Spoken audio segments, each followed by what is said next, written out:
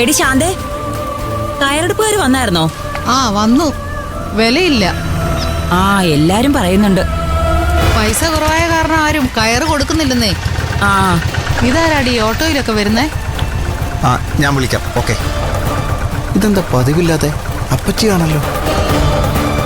ആ ഹേമകുമാരി വന്നല്ലോ.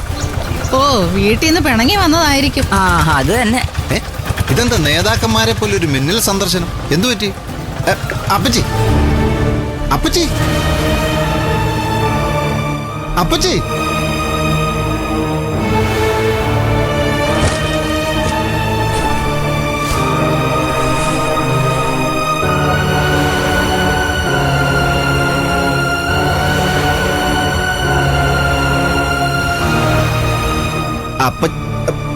അമ്മായി പോടാ അവിടുന്ന്.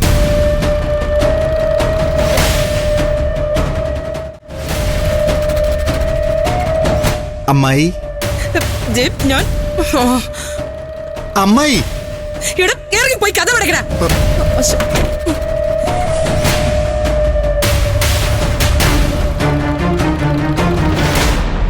എന്തായിരിക്കും പറ്റിട്ടുണ്ടാവുക? രമേശേട്ടാ, രമേശേട്ടാ,